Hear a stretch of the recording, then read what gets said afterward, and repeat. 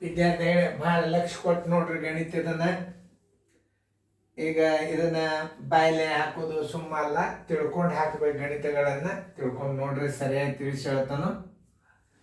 ಇಲ್ಲಿ 1220 ಅಪವರ್ತನ ಅಂದ್ರೆ ಭಾಜಕ. ಭಾಜ್ಯ ಭಾಜಕ, ಇದು ಭಾಜ್ಯ ಭಾಜಕ. ಇದು ನೋಡ್ರಿ 4 1 5 5 10 ಮೂರನೇ ಭಾಗ ಹೋಗಲ್ಲ, 15ರಲ್ಲೇನು ಭಾಗ ಹೋಗುದಿಲ್ಲ, 10ರಲ್ಲೇನು ಭಾಗ ಹೋಗುದಿಲ್ಲ. ಭಾಗ ಹೋಗೋದು ಯಾವುದು? 25ರಲ್ಲೇ ಭಾಗ ಹೋಗ್ತದ. ಆದ್ದರಿಂದ ಉತ್ತರ ಸಂಖ್ಯೆ ಡಿ. ಹಿಂಗೆ ಸರಿಯಾಗಿ ಅರ್ಥ ಮಾಡ್ಕೋಬೇಕು ನೀವು. 1225 ಅಪವರ್ತನ ಭಾಜಕವು ಯಾವುದು ಅಂತ ಕೇಳ್ತಾನೆ. ಯಾವುದು ಭಾಜಕಪ್ಪ? ಭಾಜಕ ಭಾಜ್ಯ ಭಾಜಕ. ಭಾಜ್ಯ ಅಂಶ, ಭಾಜಕ ಛೇದ. ನೆನಪಿಟ್ಟುಕೋ, ಛೇದ ಭಾಗಿಸುವ ಸಂಖ್ಯೆ, ಅಂಶ ಭಾಗಿಸಿಕೊಳ್ಳುವ ಸಂಖ್ಯೆ. ಇವು ನೆನಪಿಟ್ಟುಕೊಳ್ರಿ. 45,190 ಅತಿ ಚಿಕ್ಕ ಅಪವರ್ತ್ಯ ಮತ್ತು ಅತಿ ದೊಡ್ಡ ಅಪವರ್ತನ ಯಾವುದು ಅಂತ ಕೇಳ್ತಾನೆ. ಒಂದು ಉದಾಹರಣೆ ಹೇಳ್ತಾನೆ ನಾನು ನಿಮಗೆ. ಇಲ್ಲಿ ಕೆಳಗೆ ಭಾಗಿಸಿಕೊಳ್ಳುವಂಥ ಭಾಗಿಸುವಂಥ ಸಂಖ್ಯೆ ಅಂದ್ರೆ ಭಾಜಕಗಳು. ಇವೆಲ್ಲ ಭಾಜಕಗಳು, ಅಪವರ್ತನಗಳು. ದೊಡ್ಡ ಅಪವರ್ತನ ಇರಬೇಕು, ಅಪವರ್ತನ ಇರಬೇಕು. ಅಂದ್ರೆ ಭಾಜ್ಯನೂ ದೊಡ್ಡದಿರ್ಬೇಕು. ಒಂದು ಉದಾಹರಣೆ ಹೇಳ್ತಾನ. ಅತಿ ಚಿಕ್ಕ ಅಪವರ್ತ್ಯ ಆಗ್ತದೆ. ಸ್ವಲ್ಪ ಇದನ್ನು ಭಾಳ ಹುಷಾರಲ್ಲೇ ತಿಳ್ಕೊರಿ ಗಣಿತ.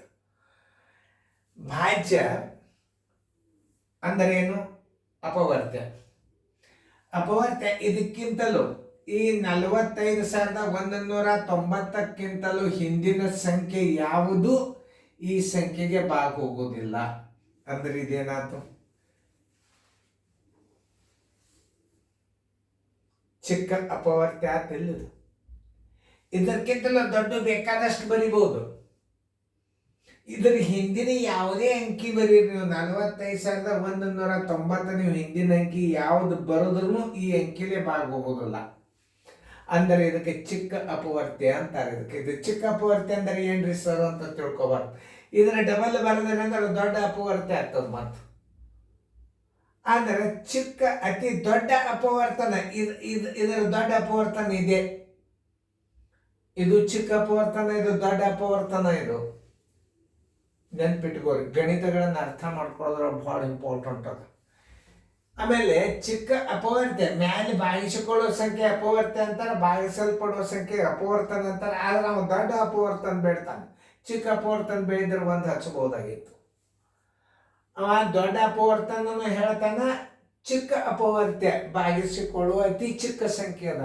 ಇದಕ್ಕಿಂತ ಹಿಂದಿನ ಅಂಕಿ ಯಾವ ಸಂಖ್ಯೆನೂ ಇದರಿಂದ ಭಾಗ ಹೋಗೋದಿಲ್ಲ. ಅಂದ್ರೆ ಇದು ಚಿಕ್ಕ ಅಪವರ್ತ್ಯ ಆಗ್ತದೆ, ಇದು ದೊಡ್ಡ ಅಪವರ್ತನ ಆಗ್ತದೆ. ಆದ್ದರಿಂದ ಉತ್ತರ ಬಿ. ನೋಡ್ರಿ, ಸರಿಯಾಗಿ ಅರ್ಥ ಮಾಡ್ಕೋಬೇಕು. ಈಗ ನೋಡ್ರಿ, 45 1 9 ಜೋರ್ ಡಿವೈಡೆಡ್ ಬೈ, ಈಗ ಸದ್ಯ ಈಗ ತಿಳಿಸಿ ಹೇಳ್ತಾನೆ. ಇದು ಅಪವರ್ತ್ಯ, ಇಲ್ಲಿದು ಅಪವರ್ತನ. ಅಪವರ್ತ್ಯ ಈ ಕೆಳಗಿನ ಸಂಖ್ಯೆದಿಂದ ಭಾಗಿಸಿಕೊಳ್ಳುವ ಸಂಖ್ಯೆಗೆ ಅಪವರ್ತ್ಯ ಅಂತಾರ, ತಳಗಿನಕ್ಕೆ ಅಪವರ್ತನ ಅಂತಾರ. ಚಿಕ್ಕ ಅಪವರ್ತನ ಯಾವುದು ಅಂತ ಕೇಳಿದ್ರೆ ಒಂದು ಹಚ್ಚರಿ. ದೊಡ್ಡ ಅಪವರ್ತನ ಯಾವುದು ಅಂತಂದ್ರೆ 45,190 ಹಚ್ಚರಿ. ಇದು ದೊಡ್ಡ ಅಪವರ್ತನ ಹೌದು, ಚಿಕ್ಕ ಅಪವರ್ತನ ಹೌದು. ಇದ್ರ ಮುಂದಿನ ಅಂಕೆಗಳು ಇದ್ರ 3 ಪಟ್ಟ 4 ಪಟ್ಟ ಹಚ್ಚರಿ ದೊಡ್ಡ ಅಪವರ್ತ್ಯ ಆಗ್ತಾವವು. ಆದ್ರೆ ಅತಿ ಚಿಕ್ಕ ಅಪವರ್ತ್ಯ ಅಂದ್ರೆ ಇದೆ. ಯಾಕಂದ್ರೆ ಇದ್ರ ಹಿಂದಿನ ಅಂಕೆಗಳು ಯಾವ ಭಾಗ ಹೋಗೋದಿಲ್ಲ. ಯಾವುದು ದೊಡ್ಡ ಅಪವರ್ತನ ಇರ್ತದ ಅದರದ ಚಿಕ್ಕ ಅಪವರ್ತ್ಯ ಯಾವುದು ಅಂದ್ರೆ ಅದೇ ಸಂಖ್ಯೆ. ತಿಳ್ಕೊಬೇಕು ನೀವು. ಚಿಕ್ಕ ಅಪವರ್ತನೂ ಒಂದೇ, ಅಪವರ್ತನೂ ಒಂದೇ ಅಂದ್ರೆ ಸೇಮ್ ಅಂಕೆ. ಅದರ ಭಾಗಲಬ್ಧ 1 ಬಂದಿರ್ತದ. ಯಾವ್ದ ಭಾಗಲಬ್ಧ 1 ಬರ್ತದ ಆ ಸಂಖ್ಯೆ ಚಿಕ್ಕ ಅಪವರ್ತನೂ ಅದೇ, ಅಪವರ್ತನೂ ಅದೇ ಇರ್ತದ. ಅಂದಾಗ ಇಲ್ಲಿ ಪ್ರಶ್ನೆಯನ್ನು ಹೆಂಗ ಅರ್ಥ ಮಾಡ್ಕೋಬೇಕಂತಂದ್ರ, ನೀವು ಚಿಕ್ಕ ಅಪವರ್ತ್ಯ ಆಗ್ತದೆ ಇದು ಮ್ಯಾಲಿನ, ಇದು ದೊಡ್ಡ ಅಪವರ್ತನ ಆಗ್ತದೆ. 45,190 ಅನ್ನೋದು ದೊಡ್ಡ ಅಪವರ್ತನ ಆಗ್ತದೆ, ಇದು ಚಿಕ್ಕ ಅಪವರ್ತ್ಯ ಆಗ್ತದೆ. ಇದ್ರ ಹಿಂದಿನ ಅಂಕಿಗಳು ಯಾವ ಭಾಗ ಹೋಗಂಗಿಲ್ಲ ಅಂದ್ರೆ ಚಿಕ್ಕ ಅಪವರ್ತನೆ ಇದು ಹೋಗಂಗಿಲ್ಲ. ಇದ್ರ ಮುಂದಿನ ಬೇಕಾದ್ರೆ ಭಾಗ ಹೋಗ್ಬೋದು. ಒಂದು ಇದರ ಎರಡರಲ್ಲಿ ಗುಣಾಕಾರ ಮಾಡಿದ್ರು ಭಾಗ ಹೋಗ್ತದ. 3 ಪಟ್ಟ, ಇದರ 3 ಪಟ್ಟ ಬೇಕಾದ್ರೆ ಅವು ಮುಂದೆ ದೊಡ್ಡ ಸಿಗ್ತಾವ. ಆದರೆ ಇದಕ್ಕಿಂತಲೂ ಚಿಕ್ಕ ಅಪವರ್ತಿ ಯಾವುದು ಅಂತಂದ್ರೆ ಅದೇ ಸಂಖ್ಯೆನೇ ಚಿಕ್ಕ ಅಪವರ್ತಿ ಆಗಿರ್ತದೆ. ಇದು ಭಾಳ ತಿಳ್ಕೊಳಂತ ಗಣಿತ. ಸುಮ್ಮನೆ ಎ ಹಾಕಿರಿ ಬಿ ಹಾಕಿರಿ ಅಂತಲ್ಲ. ನವೋದಯದ ಲೆಕ್ಕಗಳನ್ನು ರಕ್ತ ಪರೀಕ್ಷೆ ಮಾಡಿದಂಗೆ ಮಾಡ್ಬೇಕಂತದ. ಬ್ಲಡ್ ಟೆಸ್ಟ್ ಬರೀ ಮೈ ಹಿಡಿದು ಚೆಕ್ ಮಾಡಿದಂಗೆ ಆಗ್ತದೆ. ಉತ್ತರ ಹೇಳಿದಾರೆ ಬ್ಲಡ್ ಟೆಸ್ಟ್ ಹಿಡ್ಕೊಂಡು ಹೋಗ್ಬೇಕು. ಅಂದರೆ ಇದರದ್ದು ಪೂರ್ತಿ ಬೇಸಿಕ್ ಅಭ್ಯಾಸ ತಿಳ್ಕೊಬೇಕು ನೀವು. ಅಂದ್ರೆ ನವೋದಯ ಗಣಿತಗಳು ತಿಳಿತಾವೆ. ಏನು ನೋಡ್ರಿ, ಅಪವರ್ತನ ಅಪವರ್ತನ ಅದೇ ಅಂತಂದ್ರೆ ಇದೆ. ಅಪವರ್ತನ ದೊಡ್ಡದಿರ್ತದ, ಅಪವರ್ತಿ ಚಿಕ್ಕದಿರ್ತದೆ. ಚಿಕ್ಕದಂದ್ರೆ ಏನು, ಇದ್ರ ಹಿಂದಿನ ಸಂಖ್ಯೆ ಯಾವುವು 45,190 ಭಾಗ ಹೋಗೋದಿಲ್ಲ. ಅಂದ್ರೆ ಇದು ಚಿಕ್ಕ ಅಪವರ್ತಿ ಆಗ್ತದೆ, ಇದು ಚಿಕ್ಕ ಅಪವರ್ತ, ದೊಡ್ಡ ಅಪವರ್ತನ ಆಗ್ತದೆ. ಉತ್ತರ ಸಂಖ್ಯೆ ಬಿ. 100ರ ವಿಭಾಜ್ಯ ಅಪವರ್ತನ ನೋಡ್ರಿ, ಭಾಳ ಹುಷಾರ್. ವಿಭಾಜ್ಯ ಅಂತಂದ್ರೆ 100ರಿಂದ ಭಾಗಿಸಲ್ಪಡುವ ಸಂಖ್ಯೆ ಅಪವರ್ತನ. ಮತ್ತು 3 ಸಲ ಯಾಕೆ 2 ಸಲ ಭಾಗ ಹೋಗೋ ಸಂಖ್ಯೆನ ಆಯ್ಕೆ ಮಾಡ್ಕೋಬೇಕು. ಅದಕ್ಕೆ ವಿಭಾಜ್ಯ ಸಂಖ್ಯೆಗಳು ಅಂತಾರೆ. 3ನೇ ಸಲ ಭಾಗ ಹೋಗ್ತದೆ. ಇದು 3ನೇ ಸಲ ಭಾಗ ಹೋಗೋದಿಲ್ಲ, ಹೋಗ್ತದೆ ಇದಕ್ಕೆ ಭಾಗ, ಆದರೆ ಇದು ಅವಿಭಾಜ್ಯ ಆಗ್ತದ. ಅವೇನು ಹೇಳ್ತಾನೆ, ವಿಭಾಜ್ಯ ಅಪವರ್ತನ ಬೇಕಾಗಂತ ನಾವು. ಅಂದ್ರೆ ಇದು ಏನಾಗ್ತದ, ಅವಿಭಾಜ್ಯ ಅಪವರ್ತನ ಆಗ್ತದ. ಇದು ಇದರಲ್ಲೇ ಭಾಗ ಹೋಗ್ತದ 100, ಆದರೆ ಇದು ಅವಿಭಾಜ್ಯ ಅಪವರ್ತನದ. ಇದು ಭಾಗ ಹೋಗುವುದೇ ಇಲ್ಲ. 10 ಏನಾಯ್ತು, ವಿಭಾಜ್ಯ ಅಪವರ್ತನ. ಅಂದ್ರೆ 10ರಲ್ಲೇನು ಭಾಗ ಹೋಗ್ತದೆ. ಈ ಅಪವರ್ತನ ಏನದಲ್ಲ, ಇದು ಅವಿಭಾಜ್ಯ ಸಂಖ್ಯೆ ಅಲ್ಲ. ಅದಕ್ಕೆ ಯಾವುದು ಅವಿಭಾಜ್ಯ ಸಂಖ್ಯೆ ಅಲ್ಲ ಆ ಸಂಖ್ಯೆಗಳಿಗೆ ವಿಭಾಜ್ಯ ಸಂಖ್ಯೆಗಳು ಎಂದು ಕರೆಯುತ್ತಾರೆ. ಅವಿಭಾಜ್ಯ ಸಂಖ್ಯೆಗಳಿಗೆ ಏನು ಕರೀತಾರೆ, ಅವಿಭಾಜ್ಯ ವಿಭಾಜ್ಯ. ಅವಿಭಾಜ್ಯ ವಿಭಾಜ್ಯ. ವಿಭಾಜ್ಯ ಅಂದ್ರೆ 3ನೇ ಸಲ ಭಾಗಿಸ್ಕೋತದೆ. ಇಲ್ಲಿ ಎಲ್ಲದರೊಳಗೆ ಅತಿ ಇಂಪಾರ್ಟೆಂಟ್ ಲೆಕ್ಕಗಳಂತಂದ್ರೆ ಇಲ್ಲಿ ಭಾಳ ತಿಳ್ಕೊಳ್ಳೋಂಥ ಲೆಕ್ಕ. 2 ಗುಂಪಿನೊಳಗೆ ಭಾಳ ಸರಳ ಉತ್ತರ ಸಿಗ್ತದೆ. 3 ಅಂಕಿ ಇರೋದೇ ಇಲ್ಲ, ನೆನಪಿರಲಿ ನಿಮಗೆ. ಸಾಮಾನ್ಯ ಅಪವರ್ತನಗಳು ಅಂದ್ರೇನು, ಇವು ನೀವು ಮಸ ತೆಗೆಯುವಾಗ ಈ ಸೈಡ್ಗೆ ಬಂದಂಥ ಅಂಕಿಗಳು. ಸ್ವಲ್ಪ ನೋಡ್ರಿ, ಸರಿಯಾಗಿ ತಿಳ್ಕೋರಿ ಇದನ್ನ. 2 ಅಂಕಿಗಳು ಬರಬೇಕಾಗಿದೆ ಈಗ ನಿಮಗೆ. ನೋಡ್ರಿ, ಈಗ 2 ಅಂಕಿಗಳು ಬರಬೇಕಾಗ್ಯದ. ಆದ್ರೆ ಇವಕ್ಕೆ ಏನಂತಾರೆ, ಅವಿಭಾಜ್ಯ ಅಪವರ್ತನಗಳು ಯಾವಾಗಲಾದರೂ ಇಲ್ಲಿರ್ತಾವ. ಎಷ್ಟವ ಅಂಕಿಗಳು, 1 2 3 ಅವ ಅಂದ್ರೆ 3 ಗೆರೆ ಹಾಕ್ರಿ. 1 2 3 ಹಾಕಿದರೆ ಈ ಅವಿಭಾಜ್ಯ ಅಪವರ್ತನಗಳನ್ನು ಎಲ್ಲಿ ಹಚ್ಕೋಬೇಕಂತಂದ್ರೆ, ನೀವು ಸರಿಯಾಗಿ ತಿಳ್ಕೊಬೇಕಾದದ್ದು 2 ಇಲ್ಲಿ ಹಚ್ಕೋರಿ, 3 ಇಲ್ಲಿ ಹಚ್ಕೋರಿ. ಬೇಡ, ಇಲ್ಲಿ ಹಚ್ಕೊಂಡ್ರೆ ಬರ್ತದ. ಇಲ್ಲಿ 3 ಇಲ್ಲಿ ಹಚ್ಕೋರಿ, 7 ಇಲ್ಲಿ ಹಚ್ಕೋರಿ. ನೋಡ್ರಿ ಸರಿಯಾಗಿ ಅರ್ಥ ತಿಳ್ಕೊರಿ. ಈಗ ಅವಿಭಾಜ್ಯ ಅಪವರ್ತನಗಳನ್ನ ನಿಮಗೆ ಆ ಸಂಖ್ಯೆಗಳು ಬರಬೇಕಾಗ್ಯದ. ಈಗ ನಿಮಗೆ ಆ ಸಂಖ್ಯೆಗಳು ಬರಬೇಕಾಯ್ದು. 1ನೇ ಸಂಖ್ಯೆ ಎಷ್ಟದ, ಇದಕ್ಕೆ ಇದಕ್ಕೆ ಅಪವರ್ತನ ಅಂತಾರೆ. 1ನೇದು 2 ಅದ, 2ನೇದು 5 ಅದ. ನೋಡಿ, ಈ ಸಂಖ್ಯೆಗಳು ಬರಬೇಕಾದ್ರೆ 2 3 6, 6 7 42, 42 2 84. ನೋಡ್ರಿ, 2 3 6, 6 7 42, 42 2 84. ಹಚ್ಚ 2 3 6, 6 7 42, 42 5.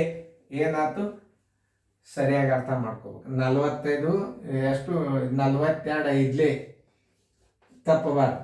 5 2 10, 5 4 210. ಆ ಸಂಖ್ಯೆಗಳು ಯಾವುವು, 84 ಮತ್ತು 210. ಉತ್ತರ ಸಂಖ್ಯೆ ಸಿ. ಈಗ ನಿಮ್ಗೆ ಗುರ್ತಾಗ್ತಿದೆ. ಈಗ ಮಾಡಿ ನೋಡ್ರಿ. 2 7 14, 5 7 35 ಇಡ್ರಿ. ಇಲ್ಲಿ 14 7 ಎಷ್ಟು ಇಡಬೇಕು ನೋಡ್ರಿ. ಇಲ್ಲಿ 7 2 14 ಆಯ್ತು. ಈಗ ನೋಡ್ರಿ, ಇದಕ್ಕೆ ಗುಣಾಕಾರ ಮಾಡ್ರಿ. 14 3 42, 3 5 15, 105. ನೋಡಿ, ಈಗ ನೀವು ಮಾಸ ತೆಗೆದು ನೋಡ್ರಿ. 84 210 ಮಸ ತೆಗೀರಿ. 2 42 105 3 14 3 35 7 2 7 5 ಅಂದ್ರೆ ಸಾಮಾನ್ಯ ಅಪವರ್ತನಗಳ ಗುಣಲಬ್ಧ ಒಂದನೆಯ ಅಪವರ್ತನ ಏನು. ಆ ಸಂಖ್ಯೆಗಳು ಬರ್ಬೇಕಾದ್ರೆ ಏನು ಮಾಡ್ಬೇಕು, ಈಗ ನಾವು ತಿಳ್ಕೊಬೇಕೀಗ. ಇವಕ್ಕೆ ಸಾಮಾನ್ಯ ಅಪವರ್ತನಗಳು ಅಂತಾರೆ. ಇವಕ್ಕೆ ಸಾಮಾನ್ಯ ಅಪವರ್ತನಗಳನ್ನು ಇಲ್ಲಿಡಬೇಕು, ಲಾಸ್ಟ್ ಅಪವರ್ತನಗಳನ್ನು ಇಲ್ಲಿಡಬೇಕು. ಒಂದನೇ ಸಂಖ್ಯೆ 2, ಎರಡನೇ ಸಂಖ್ಯೆ 5. ಇವುಗಳ ಗುಣಲಬ್ಧ ಮಾಡ್ಕೊಡು. 2 3 6 6 7 42 42 84 42 210. ಇವುಗಳನ್ನು ಮಾಸ ತಕ್ಕೋತ ಬರ್ರಿ ನೋಡು. 2 42 2 105 3 14 3 35 7 2 7 5. ಆ ಸಂಖ್ಯೆಗಳು ಬರೋಬ್ಬರಿ ಸಾಮಾನ್ಯ ಅಪವರ್ತನಗಳ ಗುಣಲಬ್ಧ. ಸಾಮಾನ್ಯ ಅಪವರ್ತನಗಳ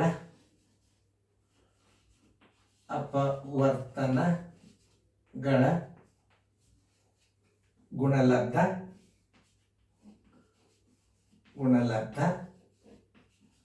ಇಂಟು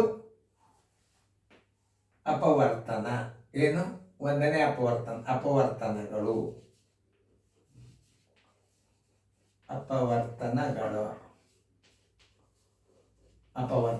ಸಾಮಾನ್ಯ ಅಪವರ್ತನ ಗುಣಲಬ್ಧ ಎಷ್ಟು? 2 ಗುಂಡ್ಲೆ 3 ಗುಂಡ್ಲೆ 7 ಗುಂಡ್ಲೆ 2 = 84. ಒಂದನೇ ಸಂಖ್ಯೆ.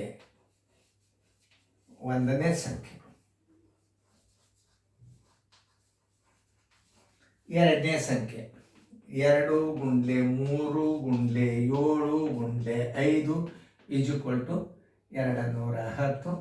ಎರಡನೇ ಸಂಖ್ಯೆ.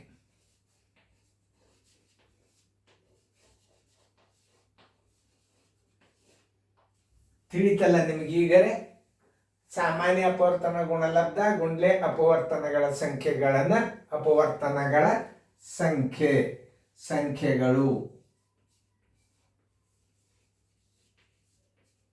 ಇದು ಸೂತ್ರ. ಅಂದ್ರೆ ಆ ಸಂಖ್ಯೆಗಳು ಬರಬೇಕಾದ್ರೆ ಸಾಮಾನ್ಯ ಅಪವರ್ತನಗಳನ್ನು 2 3 7 ಇಟ್ಟುಕೊಂಡು ಬಿಡ್ರಿ. ಇಲ್ಲಿ ಒಂದನೇ ಸಂಖ್ಯೆ 2 ಇಡ್ರಿ. ಆಮೇಲೆ ಇದ್ರ ಗುಣಲಬ್ಧಕ್ಕೆ ಇದನ್ನು ಮಾಡಿದರೆ ಅಂದ್ರೆ ಹೊಳ್ಳಿ ಮಸ ತೆಗೆದು ನೋಡ್ರಿ 2 25 ಬರ್ತಾ. ಆ ಸಂಖ್ಯೆಗಳು 84 210. ಇಂಥ ಮಾದರಿ ಕೊಡ್ತೀನಿ, ನೀವು ಮಾಡಬೇಕು. ಬೇಕಾದಿಲ್ಲ ಸಾಮಾನ್ಯ ಇದರ ಅರ್ಥ ಏನು? ಮಸ ಗುಂಡ್ಲೆ ಒಂದನೇ ಅಪವರ್ತನ. ಇದು ಮಸಗಳ ಗುಣಲಬ್ಧ. ಅರ್ಥಾತ್ ಏನು? ಸಾಮಾನ್ಯ ಅಪವರ್ತನಗಳ ಗುಣಲಬ್ಧ = ಮಸ. ಮಸ ಗುಂಡ್ಲೆ ಅಪವರ್ತನಗಳ ಸಂಖ್ಯೆ. ಇದರ ಗುಣಲಬ್ಧ ಏನಾಗ್ತದ? ಮಸ ಆಗ್ತದ. ಅವುಗಳ ಸಂಖ್ಯೆ ಲಾಸ್ಟ್ ಉಳಿದದ್ದು ಅನುಪಾತಗಳು ಅಂತಾರೆ. ಯಾವುದೇ 2 ಸಂಖ್ಯೆಗಳ ಅನುಪಾತಗಳು. ಈ ಮೂರನೇ ಸಂಖ್ಯೆ ಅಲ್ಲ, 2 ಸಂಖ್ಯೆಗಳಂತ. ಮೂರನೇ ಸಂಖ್ಯೆನೂ ಕಂಡು ಹಿಡಿಬಹುದು, ಏನು ದೊಡ್ಡ ಬಿರಿ ಇಲ್ಲ. ಮೂರನೇ ಸಂಖ್ಯೆ ಅದರ ಅಪವರ್ತನ ಬಂದಿರ್ತದ. ಅದು ಸಾಮಾನ್ಯ ಅಪವರ್ತನ ಗುಣಲಬ್ಧ ಮೂರನೇ ಸಂಖ್ಯೆ. ಸಾಮಾನ್ಯ ಅಪವರ್ತನಗಳ ಗುಣಲಬ್ಧ ಒಂದನೇ ಸಂಖ್ಯೆ. ಸಾಮಾನ್ಯ ಅಪವರ್ತನಗಳ ಗುಣಲಬ್ಧ ಎರಡನೇ ಸಂಖ್ಯೆ. ಸಾಮಾನ್ಯ ಅಪವರ್ತನ ಗುಣಲಬ್ಧ ಮೂರನೇ ಸಂಖ್ಯೆ ಇದ್ರೆ ಅದನ್ನು ಮಾಡ್ರಿ.